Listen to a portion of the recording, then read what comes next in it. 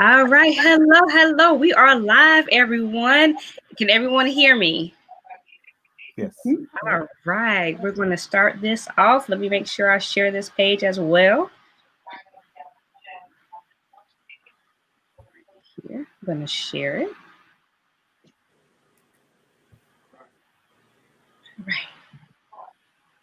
I'm so glad you guys are here with me today. Again, thank you guys for joining us today. For those who do not know me, I am Dr. Maria.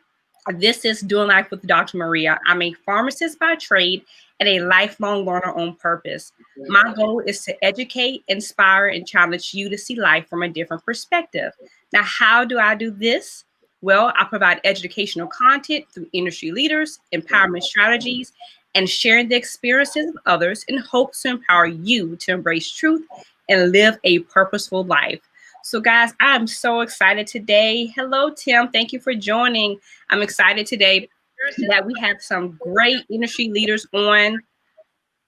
And look now, if you are a parent, if you are a guardian, if you have children in your family or know someone who has children, you need to be watching this show. It is almost time to go back to school, and you may be feeling overwhelmed.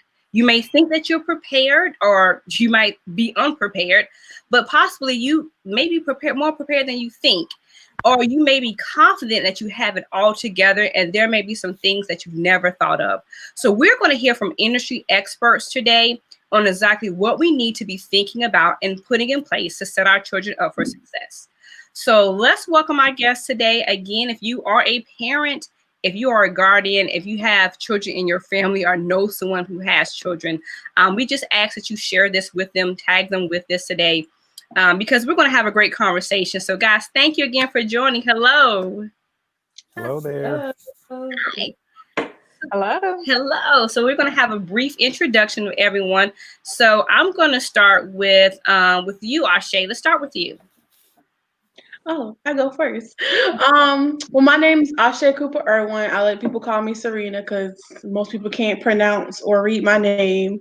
I am currently in Jacksonville, Florida. I've been teaching for 6 years. I've done 3 years in kindergarten, two in fourth, and my first year was in fifth grade. I'm two classes away from my master's degree, guys. I just want to throw that out there. And I'm just excited to be here with you guys today. Thank you for joining us. Now to you, Felicia. Well, good afternoon. My name is Felicia Brooks, and I am a homeschool mom of three, age 15, 13, and 11. And I am residing now in Savannah, Georgia, and I've been homeschooling for over 6 years now. So we've had ups and downs, joys and tears. So, but it's been a journey. I like it. I love it. And next, Delvin. Hi, my name is Delvin Wilson, 24-year educator, originally from Macon, Georgia, but I have been teaching in the Conyers, Covington area for about 20 years. And my focal areas are math and curriculum development. 3 children, married, and just love what I do. All right. I love it. And last but not least, Dr. Jessica. Hi, I'm Jessica Bergeron, and I am work in education administration. And I have 3 children myself who I'm making decisions about what to do about going back to school. So I am making decisions as an administrator for my program, but I'm also making decisions for my children who are almost 8, almost 9, 11, almost 12. And my 17-year-old stepson lives with his mom. And we are all located in Georgia. Oh, well, welcome everybody. I think everybody's from Georgia and then Florida. So welcome guys to the show. Let me see this. Let me make sure I get it on here so I won't miss any comments. So please, I apologize. I'm trying to make sure it's on my phone as well. All right, guys. So we're going to start this conversation out because I've been hearing a lot. I've been seeing a lot regarding virtual or in-person instruction. So I thought this was really relevant to what's going on in today's time to have a conversation and to bring on experts to give parents tips in order for us to have a successful school year. And so you won't be overwhelmed and stressed out. So I really want to start with this question. I'm going to lead towards you at first. Dr. Jessica, I know that I've seen parents like weighing that option between virtual and in-person learning. What advice would you give parents on either side of this spectrum? Yeah. So I think that this is a time more than anything that families need to make choices that are right for themselves and make choices that are right for your children. And you may have a situation where you have a grandparent living at home, or you have another family member who has health conditions, and it just doesn't work for your family to go back face to face. There's a lot of options for virtual learning, and even if in your state you don't have a state funded program for virtual learning, there's some national programs that are are affordable programs for virtual. And the folks who are choosing to send their children back face to face, again, that's a decision that all families need to make for what's best for them. I can say for myself that I'm sending my oldest child back to school whenever school opens again, because for her, that's what's best for her. She needs to be she needs to be away from mom, and she needs to be with her friends. And that's the part that I said for her, she absolutely needs to be in school. So right now our county is virtual, 100% virtual only, but when the time comes for her to go back face to face, we're going to make that decision. So this is a good time for families to ask questions and lean on other parents, other families in the same situation. Homeschool moms, shout out to Felicia. Y'all have been a wealth of information for people like me who have spent a lot of time in the school system and really kind of, rely on the public school system to really make decisions for me. But at this point, it's not, this is a decision I have to make for my own family. And so homeschool moms have really been, families too, have been incredibly helpful for that kind of guidance. So lean on each other for support, but also don't get overwhelmed. There is a lot of information out there, and there's a lot of judgment that is being passed around for decisions that families have to make. So give yourself some grace. Don't get overwhelmed, but lean on other moms and other families for support as you start settling on decisions that are what's best for you and your household. And that is a very good point. Because like you said, there's some judging going around, but lean on what's best for your household. And I like that you did a shout out Felicia, and you were talking about homeschool moms. So I've seen this dialogue that's been transpiring over like Facebook and social media, just bridging that gap to help parents really, have a good school year so they can help keep their children in, I guess, in the same that grade level, or moving up in that grade level, so to speak. You want to keep them engaged and still make sure that they're learning what they need to learn so they can grow and develop as well. And so I know, piggyback off of that, you talked about social, like being social with your daughter and her friends and all that. And I've been seeing a lot about, or hearing more about, social and emotional learning with our students. For those of us who do not know exactly what that is, can you explain that to us as well? Yeah. So social emotional learning is essentially just a portion of what we as educators do, where we're thinking about children's emotional well-being. And sometimes this means that we have kids who come to school who have been victims of trauma. And a lot of times, teachers need to be able to adjust to that. But what we've seen more recently with very well-adjusted children who are out of school and they're away from their friends, and they're also dealing with the effects of a pandemic, that we've seen some kids who are getting depressed, or they're getting, or just general sadness. and I know we can all really relate. I miss my friends. I want to see them. We have an annual reunion every year that I take with my college line sisters, and we haven't been able to go. And I felt that this year. And so I can understand why my daughter really needs to be with her friends. And so when you think about social and emotional well-being, sometimes you have to weigh those options, especially with kids, different kids and their personalities. So for my daughter, social emotional well-being is very important because she is sad about not seeing her friends. And so we as a household have developed rules for when she comes home from school. So she's got to take a shower. She has to, take her shoes off. She has to do all of those things. And she's agreed to it because she's old enough, she's mature enough to, follow those guidelines. But it's also going to keep the rest of us safe because I'm teleworking and I'm not out and about a lot. So that's where you also need to weigh those things as well. That and if you can't send your child to school and they still need some socialization with other students, then I think there's a lot of ways that you can do that too, which I would love to hear what Felicia has to say, because she's been doing this for a long time, that homeschool families have faced this challenge long before we did. Absolutely. And that's right. And that was my next question, like for Felicia, like tell us how you guys have been managing this. I know we talked about in speaking before about hybrid homeschooling, but kind of piggyback on what Dr. Jessica said.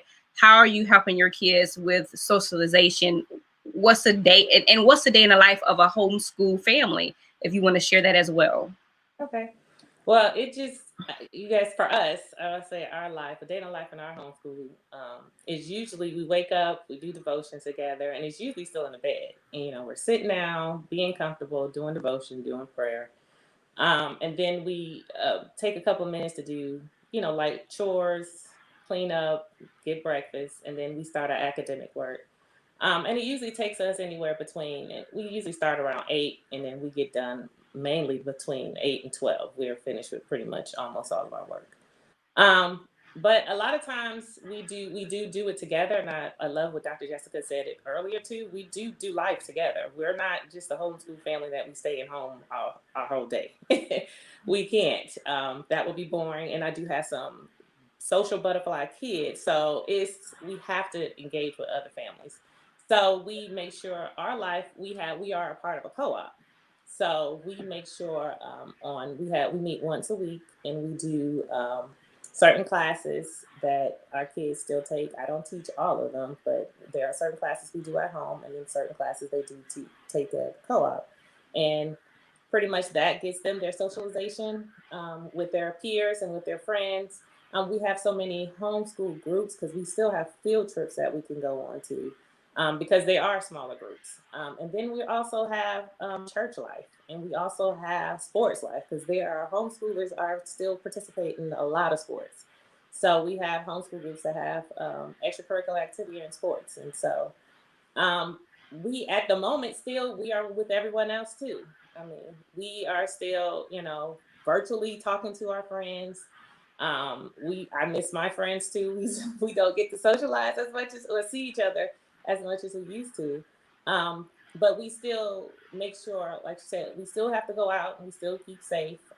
We try to make sure they still have that interaction, not with just mommy and daddy all day long, but they know how to engage in conversations with others and know how to make friends and they know how to, play on a team sport. So even though we homeschool, we still do a lot of things that are the same that public school and private school kids do. And that's a good point. That's really good. And so I have some questions. So I'm going to show them on the screen for you guys to see. So one viewer said, I have questions about how different actual homeschool is from virtual school in a crisis or pandemic. So she has a couple of questions there. So if you can explain, like, from what you know, how is homeschool different from virtual school? Well, homeschool is you have more freedom of choice. Okay. So with your choice, you have a choice to, over your curriculum. Virtual school, they're still choosing your curriculum for you. So as with homeschooling, it's your freedom. You are free to choose whatever your laws and your state require.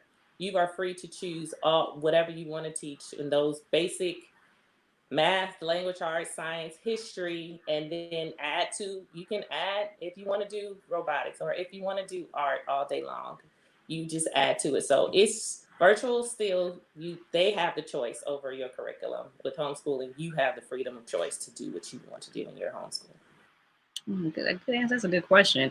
And so I have one question here. So it says, so the co-op ideas mean all children are together at one parent's house, or how does that work? It's with different co-ops. It depends. In different states, 3 or more families together is considered a co-op. In our co-op, we meet out at a church. So we found a facility where it can house our co-op, because we do have a little bit over 200 kids that go to our co-op. Oh, wow. So we are housed in a church, and so we go from preschool all the way up to high school. So we have.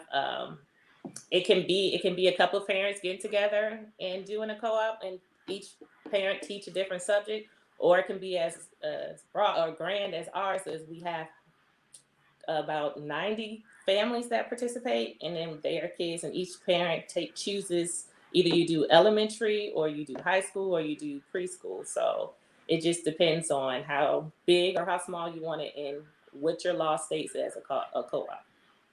Now that's a good point, and bring it back to Dr. Jessica. I was going to ask you this question because you guys are starting kind of like a new program, or I've heard of some new virtual learning programs that kind of sound similar to a co-op.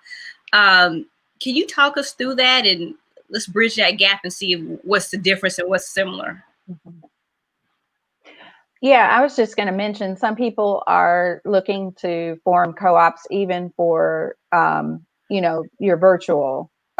If your school system is 100% virtual right now, or even a hybrid virtual, some families are looking to form co-ops. It's a good solution for families that, maybe have one family that has to work and you have a neighbor who has the ability to stay home.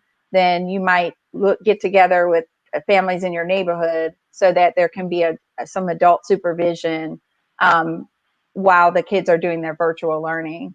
The other option, like Felicia was talking about, is where you're actually sharing responsibilities with instruction. So you have maybe one family, like I can't teach math. I mean, my doctorate is in education, so I can't teach like high level math. Like I couldn't teach calculus or something like that. So, you may have to seek some support in that way. So your families actually divide and conquer, and each person contributes to the co-op in a different way. And you just make it work for how your co-op needs to work. So, some people are having one mom stay home all 5 days a week, and the other families are just contributing materials and supplies and snacks and all of that. And so it just is a matter of really, my suggestion in that area is make sure you talk to one another and make sure that you have a clear understanding of who's going to be contributing what. Sometimes, that part is where the communication is really important as you're establishing what your co-op is. And don't be afraid to write it down on paper, what everybody's going to contribute, so that you have a good understanding of what that looks like. But it's a great solution for working families. And that's a good point. And to piggyback off of that, a great solution. You talked about math and having industry experts or experts in different fields. And so we do have Mr. Delvin on here, and you are the math man, the math specialist. From what I hear, tell me if I'm wrong, but you have statistics behind your name, how well you help students in math. With that being said, I know that there are a lot of parents here afraid of math right now. Like, I mean, let's be real. And so what advice would you give to ease parents going into this next school year? Well, I have a mantra that I live by. I've lived by it with all 3 of my children. One's a rising senior in college, one's a rising sophomore, and my son's going to middle school. And that mantra is less is definitely more. The thing in my last job when I was doing math coaching, what I noticed was that the teachers were overwhelmed because we had so many things we had to do. We had to do standards, learning theories, and we pushed a lot of that stuff down. And so if you push it down to the teachers, it gets pushed out to the students and it gets pushed out to the parents as well. So less is definitely more. There are some basic things that kids need to know. Okay. And we grew up on reading, writing, arithmetic. That didn't disappear. You just have to be a little bit more savvy about how you do it. So, multiplication, facts, learning how to solve equations, just keep it really, really, really simple to those think fractions, adding and subtracting. I'm being very specific with the terms I'm using, but common and uncommon denominators, factors of numbers, multiples of numbers, because all of that, having experience teaching from pre-K all the way up to high school, I've seen that there are certain things that don't change. Just the savviness with how you approach it has to change. So just less is more, keep it simple. I love that. Less is more, keep it simple. So guys, did you hear that? We need to write that in the chat or something. Write that down, because that is overwhelming. I was speaking with you the other day about even a situation I had. I'm like, I don't understand this. I need help. But less is more, and you don't have to be afraid of math. We have one viewer said, I'm afraid of the new math. So don't be afraid of that new math. Do not. With that being said, too, now we have and Ashe, I'm going to say Ashe, please forgive me. But I know you are a kindergarten teacher, and that is really the fundamental years for children, right? You're reading, writing, all that, sight words. That's when it happens. What advice can you share with parents to help them prepare their kindergartner for this transition during a pandemic? Because this is different. It is. It's really different, even for me being the teacher, trying to figure out how I'm going to get ready to teach a bunch of 5-year-olds in the middle of a crisis. But one of the things I was thinking about was, because a lot of my parents have discussed that they want their baby in class, because I teach at a private school, so I personally meet my students as they enroll. And a lot of my parents have said, well, I want him to come, but 5 days, that's kind of scary. So, and some parents have opted to say, well, I know I'm going to enroll them, but they're going to do full virtual. And even with those kinds of things, I'm like, you still have to, one of the biggest things I tell my parents is, regardless if you send them or if they stay home, put them on a schedule. That's the first thing with any baby. You need to put them on the schedule and stick to it. What time you wake up, how to get dressed, brush your teeth, eat breakfast. Put them on a schedule, whether you do at home or not. Even when it comes to doing homework, like I have my boyfriend has a 5-year-old who's getting ready to go to kindergarten, and every day when he gets home, I give him about 30 minutes to go play, and I say, okay, it's homework time. And we don't even do anything for homework time but sing a song and practice spelling and doing our alphabet. But he has now become in the routine of every day I come home, I get to play, and then we got to do homework. And yesterday I forgot, and he reminded me, hey, we didn't do our homework today. But he knows it's a habit now because we've done it over and over. So that by having this virtual time where people are going to be home, and when they're 5, they only need 3 hours a day. Kindergarten and first grade need 3 hours a day. 2nd through 5th is 4 hours, and 6th to 12th is 5 hours. That's all the screen time they need. So having them sit and stare at a screen for 8 hours to do virtual is ridiculous. And I tell all my parents, don't make them do that, because I'm going to cry for them. That's too long. So just even keeping them on the schedule, regardless of the grade level. We're going to wake up at 8 o'clock. We're going to eat breakfast from 8:30 to 9 o'clock, 10 to 11, stagger it. But the biggest thing for me, I tell my parents, is to keep them on the schedule, whether you send them into my room or not. And if you send them in, they have to learn self-care. They got to know how to clean themselves, because I'm not doing it this year. I'm not doing it. They got to know how to clean their own nose now. They got to know how to wipe their own. I'm not doing it this year. The other years I've been kind of lenient, but this year I'm the biggest. I'll have the most anxiety about that part. It's because they don't know how to blow their nose in the tissue and throw it away. They blow it in their hand and say, look, I just blew my nose. No, we can't do that. You have to know not to, that's a good point. Like to make sure that you're teaching your children that at home. Not saying, I mean, I think we take it for granted sometimes.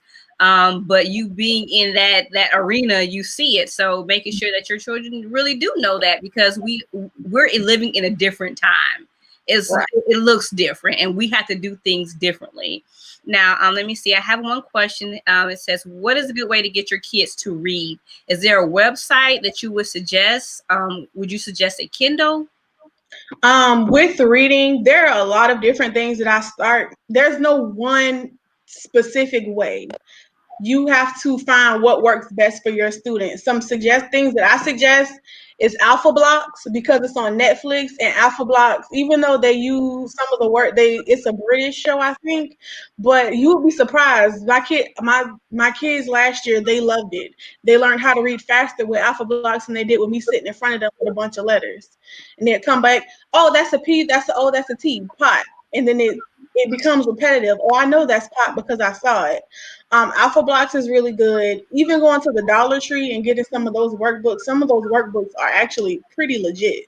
Like, I actually have some that we're going to use in my room this year. It's like, you'd be surprised. Some of the simplest resources are easy. As far as materials, I don't like to say get a Kindle, because that's just more technology and more screen time. You need to physically put books in front of them. Like, they need actual Dr. Seuss hop on pop type books in their hands. I don't like when kids read on tablets. That's just my pet peeve. So.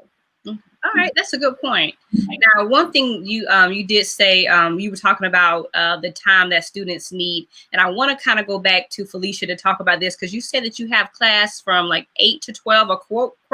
Correct me if I'm wrong. And so I don't know. I'm not in the lane of. I don't have any children. You guys know that, but in what we're seeing now, are you all seeing that the kids are staying on their computer or virtual learning for more hours?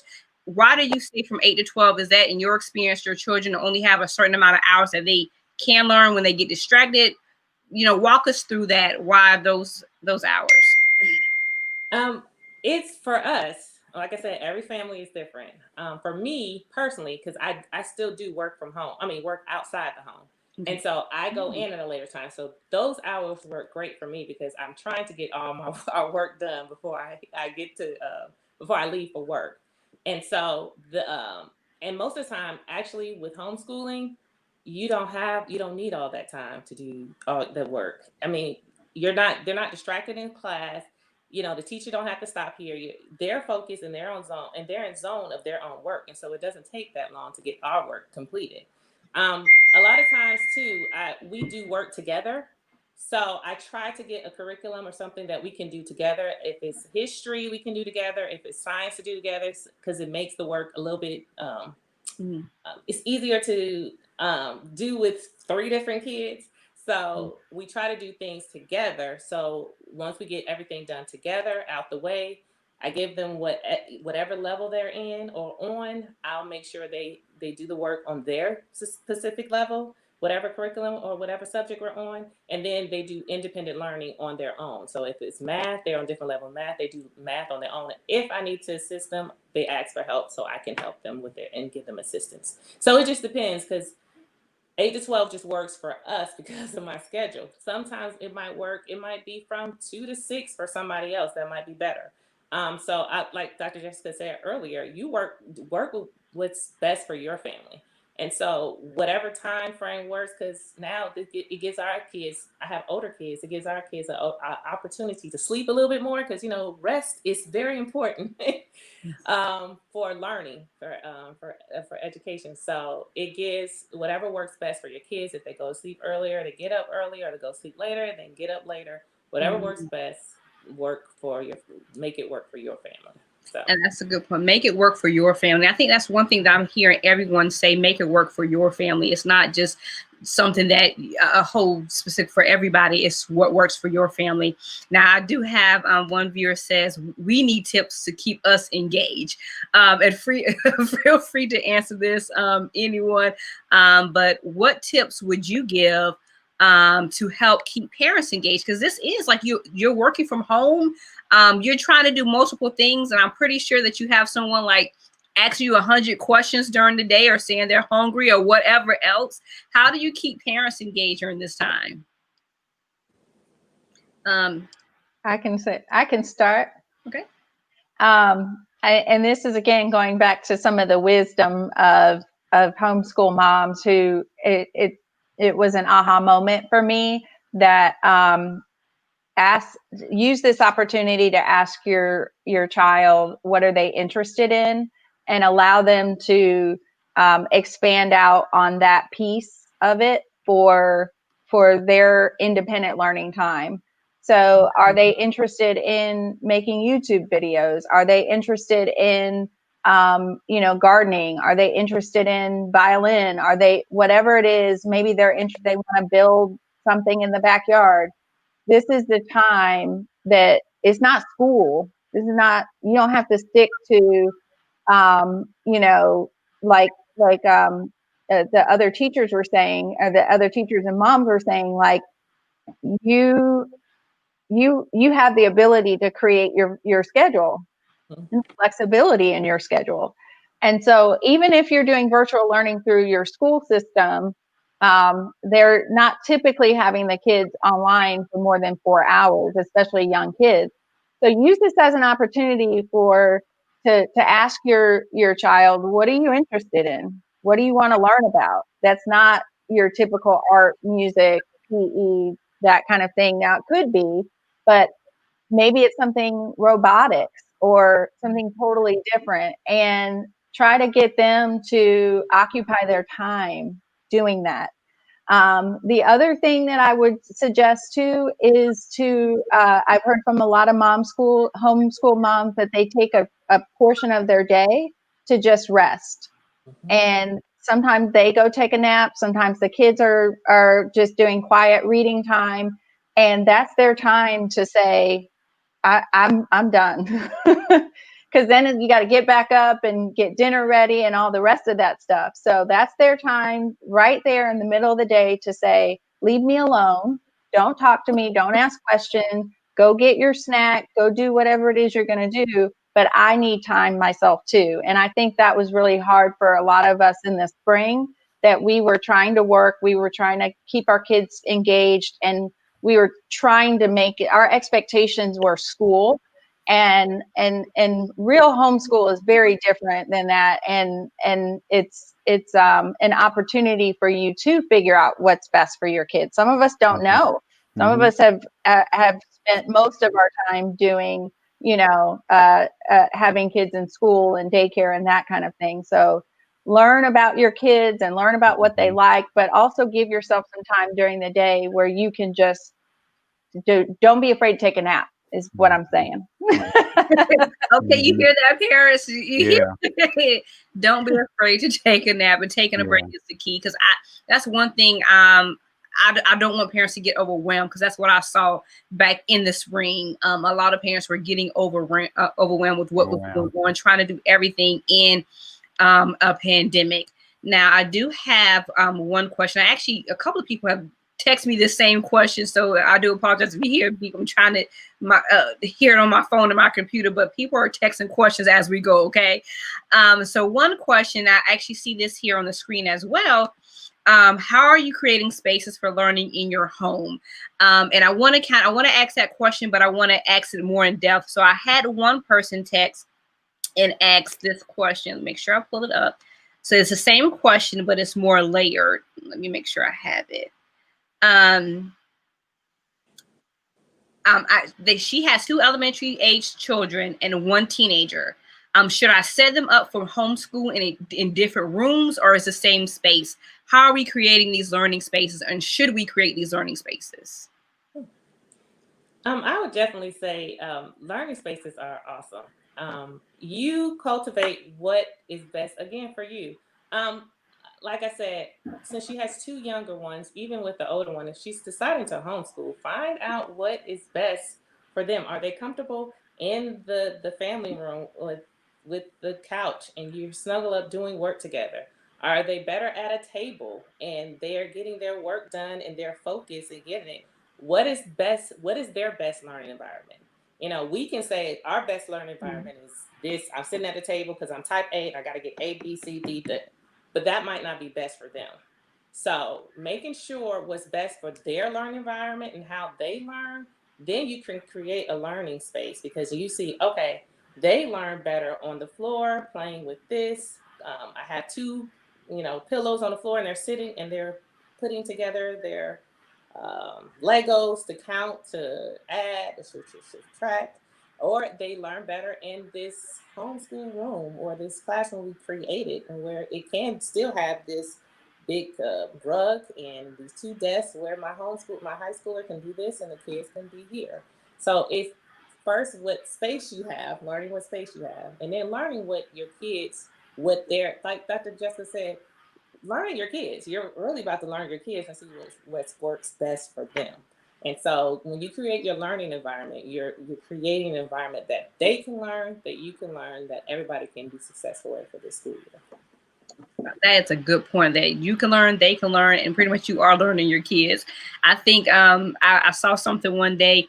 They were saying that your teacher wasn't lying or something like that. Some kind of so, like they were not lying on your on my child. So you're learning your kids in this situation. And that being said, we talked about resources. I know Ashay talked about Alpha Blocks on Netflix, but also too, I want to kind of go back to math for a second because that is very important. And I know that parents are really have anxiety about this from what I'm seeing.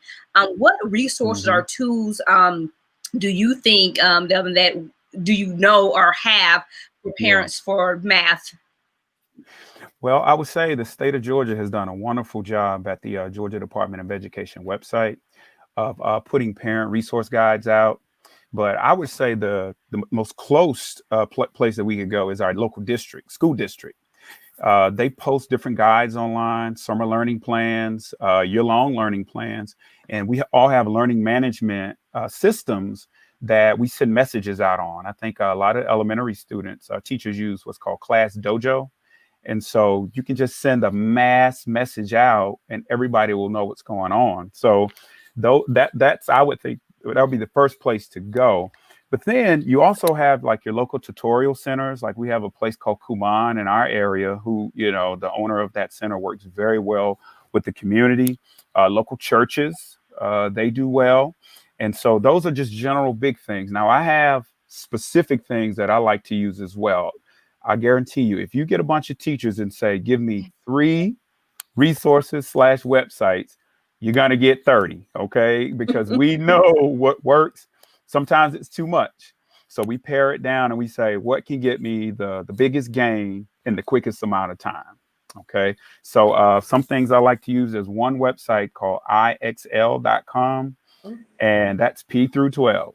And so I think no matter what grade your child is in, and I'm plugging that one because that one allows students to go on and do work, and it's adaptive. It doesn't remain static. It'll get a little bit harder, and that's what you want. You want to challenge those kids. If you just want really good skills practice, there's a resource I use. It's called thatquiz.org. And you can change the level, you can adapt it, you can adjust it. And then there's one last one for problem solving I like to use called Lumosity.com. Now, it's been branded as a brain training site, but it has really good critical thinking games there that basically are digital games that in the schools, we use them to test kids for gifted programs. Okay. So those are 3 I swear by, but Georgia DOE, your local district, local churches, local tutorial centers, those places are good resources, will have good resources and are good resources. So those are good. So one thing, can you repeat them too? I think they'll put them in the chat. So thank you for putting them in the chat for us as well. Okay. And what was that last one as well? Lumosity, LUMOSITY.com. Okay. I use it because, as you know, and I'm going to kind of piggyback on Dr. Bergeron here. Study your children. They tell us, but sometimes we really don't actually know. But if you put your child on that site, you can actually see their thinking through those critical thinking activities.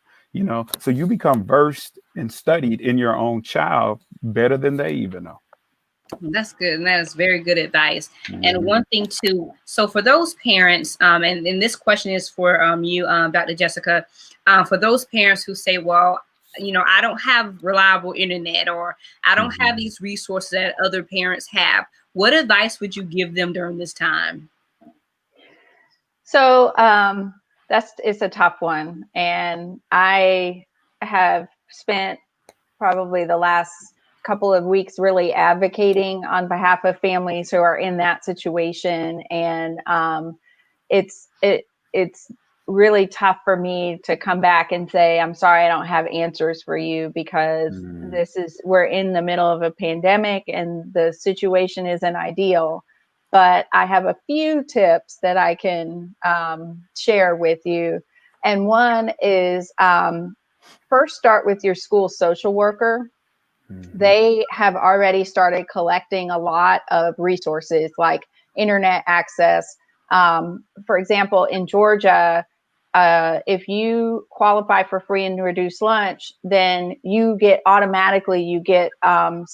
set amount of funding towards food stamps and some other resources that, if you're in this category, then you automatically qualify for several other things. So you get an additional boost for food stamps. Some counties are actually doing food drives that you just come in every Monday and you pick up your school lunches for the day or for the week. And that's something that's already available. You might also qualify for reduced costs related to Wi-Fi and internet service. As well, most counties are trying to ensure that families have devices at home.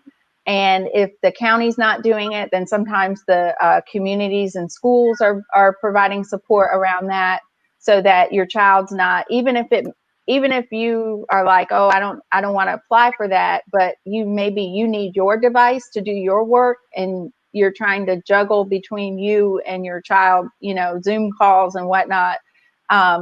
The schools can provide some of those resources for you. The other area to look at is parent groups. I mean, the parent groups on Facebook have just completely exploded, and there's a lot of folks who are really interested in community resources and providing community resources for families in need. The third category is an area that I'm still, really kind of struggling with, but I think that it's important to mention is if you have a child at home with special needs, the school system will still continue to provide resources for you and your family, but it might be virtual. So that's if your school is 100% virtual or your district is 100% virtual, that means that you might be getting your special needs services virtually. And sometimes that's not ideal for kids with special needs to have virtual services. So I have two suggestions for that. One, make sure that you are getting services. This is not optional for school districts to say, oh, we can't provide services because we're 100% virtual. Make sure you're getting services. It's not going to be an ideal setting, but at least you're getting something. The second thing is if you have a very young child, like in Georgia, we have a Georgia pre-K program. So if you have a pre-K student or a kindergarten student, you might also be able to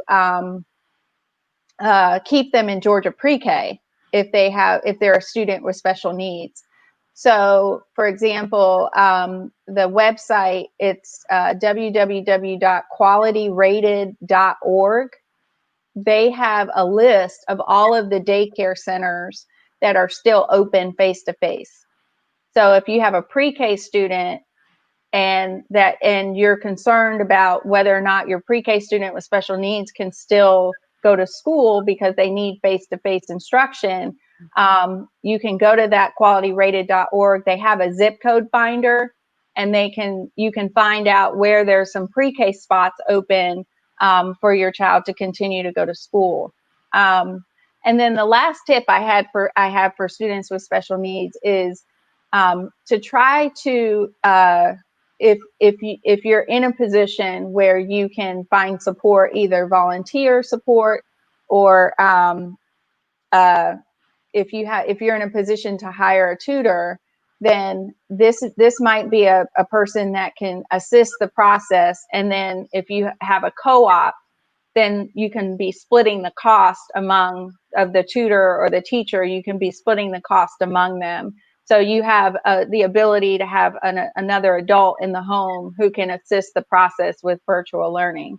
So, but again, I'm going to continue to look for resources for kids with special needs. It's a tough spot that parents are being put into around, providing these services. And so, I'm open to suggestions, but I think that those are some places to start, and lean on other people. Don't be afraid to ask for help, because some people are in the same spot that you are. And maybe they're saying, well, I don't want to ask this, I don't want to say anything, but they're in the same place that you are, and you might be in the same boat and can help each other out. That's good advice. And so in asking for help, that's the one thing. Being a community, that's what I keep on hearing, being the community right now. That's one of my messages that I'm taking away, being a community and being a resource for people during this time, because it is uncertain times. No one has been in a pandemic, right? Like, no one has gone through this crisis. So we're learning together. So that is a really good point. And one thing you said, you talked about a tutor. And I wanted to ask too, and this is for you, Delvin, when should a parent reach out? When should they know it's time, hey, I need a math tutor? But what point should they reach out? Yeah, well, it will start to reflect in the frustrations that the students are having with the work. More importantly, it'll start to reflect in the parents having frustrations with the students having trouble with the work, and the parent getting upset with the student having frustrations. So when you see those things occur, then it's time to reach out and get some help. Because the one thing, and I tell my children and my wife this all the time, the one thing I don't want to have when my kids are, 30, 40, 50 is regrets. Because I chewed them out because they couldn't solve X + 4 = 9, which is trivial when they're 30 and 40 and 50. But, that's when you just, when the parent needs to go take a time out because the kids can't get the work. It's time to reach out for somebody who has expertise, and knowledge in bringing that kid forward. That's good advice. that is. And that being said, I know I have y'all people like texting me questions and everything. So I know we only have a lot of time for an hour, but I will still, put your questions in the comments if you have them as they come. And then I can actually, refer everybody back to you guys, or tag somebody in the question if it's relevant to your field as well. And so I wanted to ask this too, because a lot of people, in doing my research, a lot of people are talking about homeschooling. That is like really big right now. And even in our own state, I was looking at the statistics, and they said that from this year, from previous years, more people are deciding to homeschool. So could you tell me, Felicia, do you believe are the benefits of homeschooling? Well, that list is extremely long, but I will tell you what I believe the benefits are for us while we're homeschooling, and one of them is flexibility. You are so flexible. You can choose when you want to do work, how you want to do work, what work you want to do. If it works on a weekend for you to homeschool, if it works in the evening, and like I said, flexibility of choosing what curriculum you want to use, what you want to teach your children. So flexibility is one. The second one is, there again, I'm going into curriculum choice. I have the freedom to choose what I want to teach. If I like teaching textbooks for math, I'll do it. If I like Saxon or Becca for math, I do it. Whatever I choose to teach, I could choose. I have the choice of teaching what I want to teach to my child. So curriculum choice is another one. The third one, you cater it to your child. Since you're learning and you're seeing, okay, this one doesn't do well with hands-on. He's more visual learner. So I need to show them this way. And so catering your education to your child is what homeschool is pretty much all about. And then I guess my last one is just time with your family. This affords you to have more time with them, to learn together. Because I can promise you, I have learned more in homeschooling my kids than I probably learned in my public school education. So I mean, I learned so much stuff, and it's not to anybody else. It was just maybe it was just not me at the time learning, but I've learned, so much more information. I've grown, and I've relearned some things that I forgot all about. So time with your family and you learning together is some of the benefits for homeschooling. And I like that, just you learning together, and that's really good as well. Because I mean, I think we all are learning together right now. I know I am, helping out with my godchild. She loves science, so her mom's like, "Hey, listen, I need you to come help us." So, and that's my background, for those who do not know. And so I'm getting more into learning how to help teach her science, so that is a really good point as well. And so and I have two more questions before we end today. One question I have for you, Ashe, regarding, because you are a fairly newer teacher in comparison, what advice or what do you need from us or parents to help facilitate a successful school year for your students, or what do you think new teachers may need to help facilitate a successful school year? One of the biggest things that I've learned is that the better you know your parents, the more you're going to get out of the year. My first year teaching, I kind of started like the first day of school was like the 5th, and I got hired on like the 28th. So I didn't even have enough time to slap stuff on my wall or anything. So I didn't really get a chance to meet my parents. So my first year was kind of like, but my second year, when I taught at a different school and I taught 4th grade, I met all my parents. I had parents calling me on the weekend, Miss Cooper, I'm in Target. Do you need any? You can Target, you can buy me stuff from Target. But it was just the fact of I knew my parents on a personal level. So I was able to, and they felt like I actually cared because I knew, for example, Marcus wasn't a morning person. So in the morning, I'm not going to talk to Marcus. I'm going to give him a pillow at his seat, let him put his head down. And after he get his extra 45 minutes, we had a great day. But it's just the point of getting to know your kids personally and then knowing your parents personally. Because you can know your kids, but if you don't know your parents, it's not the same. And you get more feedback and you get more buy-in when you know that Kenya's mom works at Starbucks in the mornings. So every morning you stop by just to make sure she's okay. Even if I don't buy coffee, I still will go swing by and say, "Hey, you doing okay?" Just to kind of check in. But it's just knowing them on a personal level kind of helps make a smoother school year, because then your parents know my class teacher knows me, and especially if they have other kids that are coming right behind them, then you know that my baby needs to go to Miss Cooper's class. I don't care what y'all doing. My baby got it. So it kind of makes you feel special in the end, because then now you feel kind of requested, like, "Oh, you want your baby to be with me? Okay." So that's just one thing I always tell my friends who graduated behind me: make sure you know your parents, because that's how you're gonna have the best year of your life. Yeah, that's good. That's good. It's one viewer said, because you could hit your head against the wall trying to make Marcus a morning person. That's a good point. That is a good point. Going back to knowing your students as well. And so last but not least, and I'm going to go around and ask everyone this question. And because I know we're running out of time, let me see if I can get one more question in before we do this last question from our guests. So I do have a question. I'll be working home while my children are being homeschooled. How do I keep them from constantly running and asking me for things so I can get my work done? Interesting. Oh God, that's an ongoing.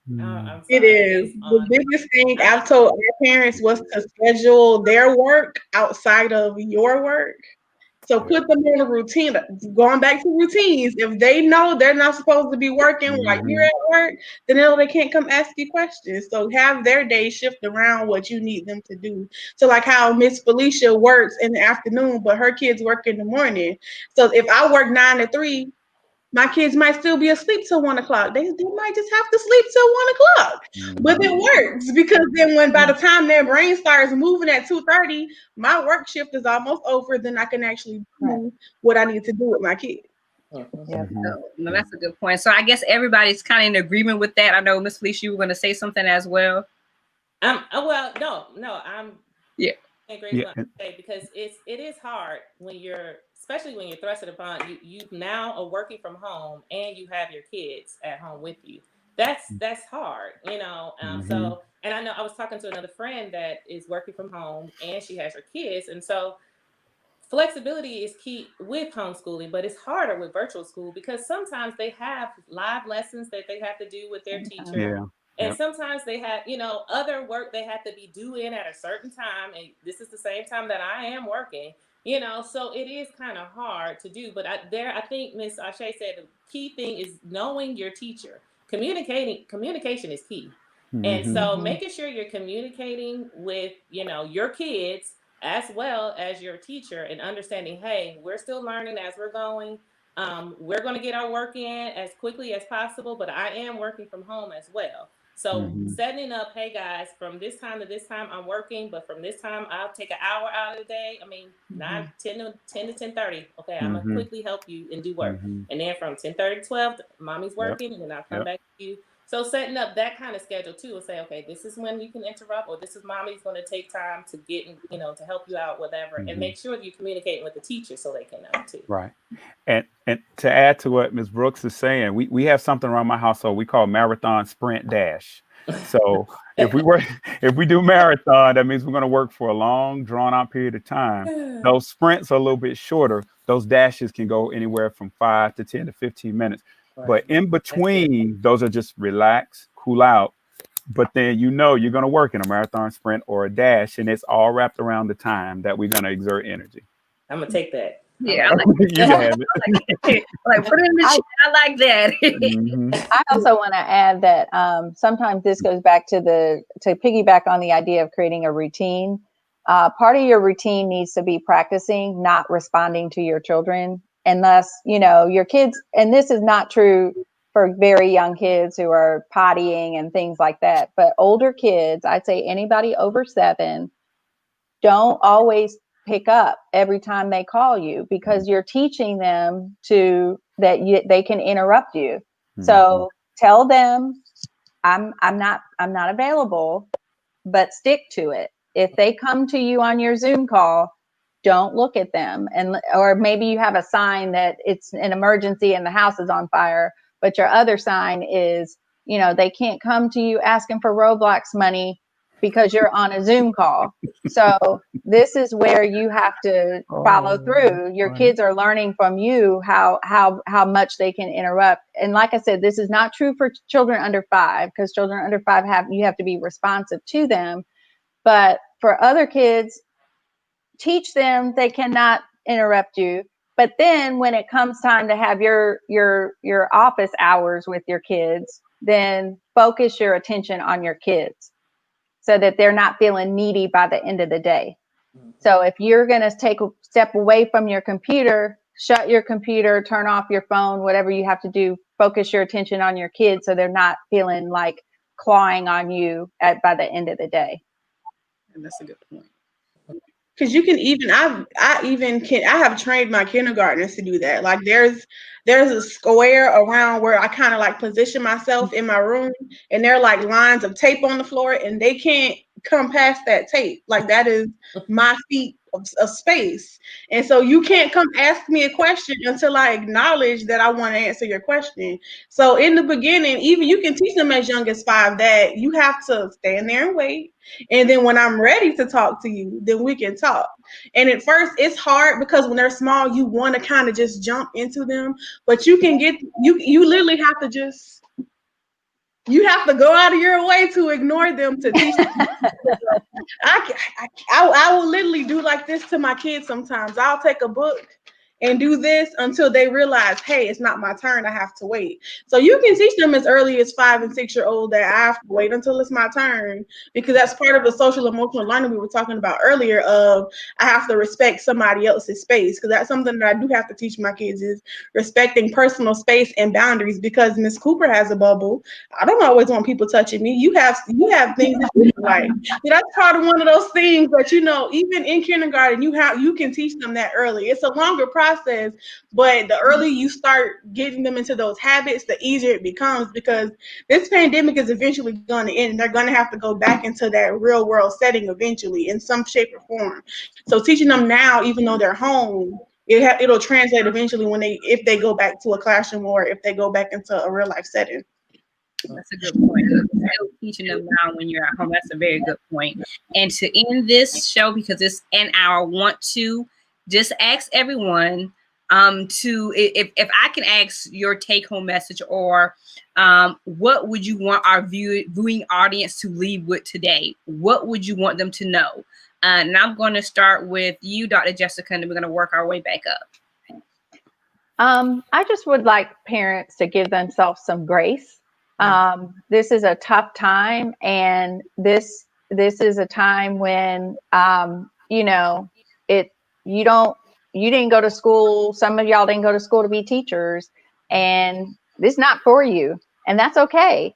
And you got to give yourself some grace when it comes to not doing everything exactly the way that you would like to do it. But if you're thrust into this position and you're being forced to teach your kids, give yourself space, time, know your boundaries, know yourself, be able to use, going back to that social emotional, use your emotion words.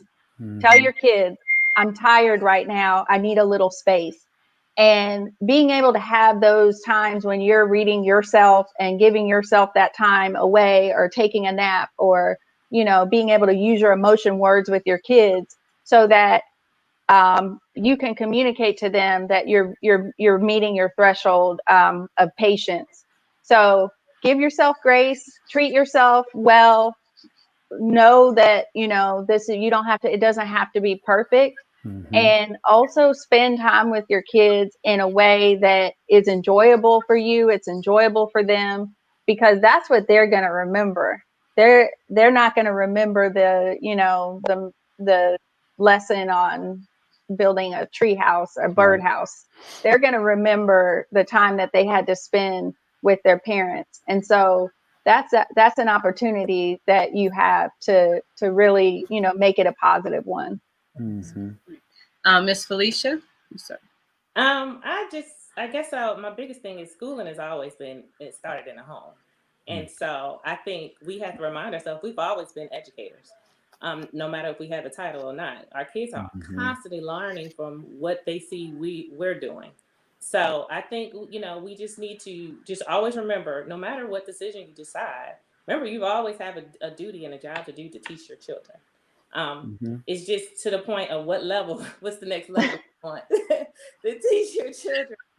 And I always say, do what's best for your family. That's my biggest thing. Talk to people, make sure you get information, get ideas of what your homeschool, your virtual school, even if you're going back to school, what it should look like and what it can look like. And ultimately do your best to do what works for your family. That's my biggest thing, is do what best that works for your family. That's good. And Ashe?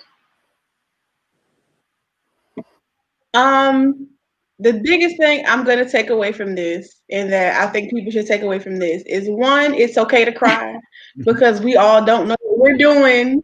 We're all figuring it out as we go. So if you just got to cry, I'm a crier. So I tell my kids they can cry. I cry. We just cry in my classroom. But it's okay to cry. It's okay to not know what you're doing, but it's not okay to sit there. You can cry for about 5 seconds, 5 minutes, what you need, but then we got to continue to build and figure it out as we go, because this is difficult. It's not, there's no book on how to teach in a pandemic. Nobody wrote a book about that. So maybe we should, and we can make some money off of it.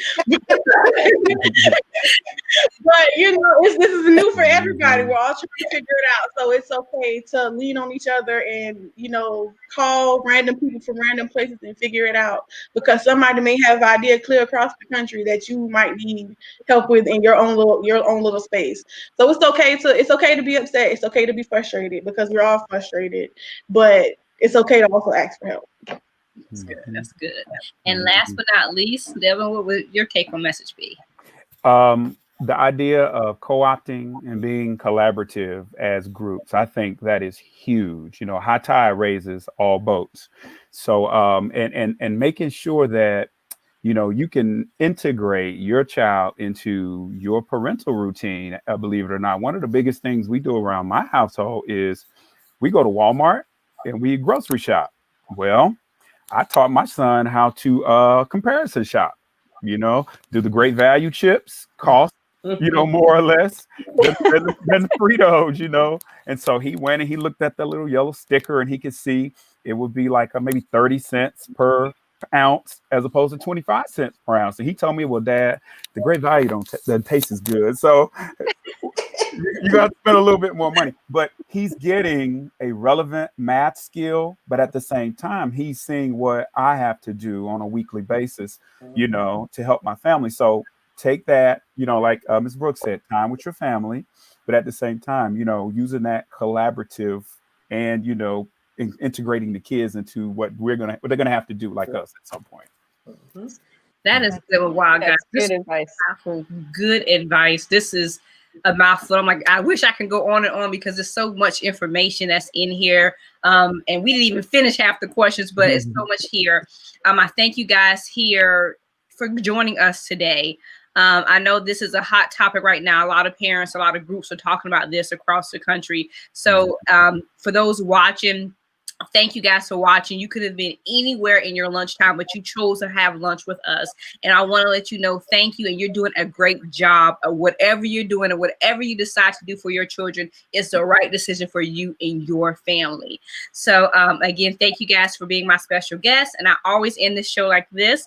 Today is the first day to the rest of your life. So tell me, how are you living life? Bye, guys. Bye.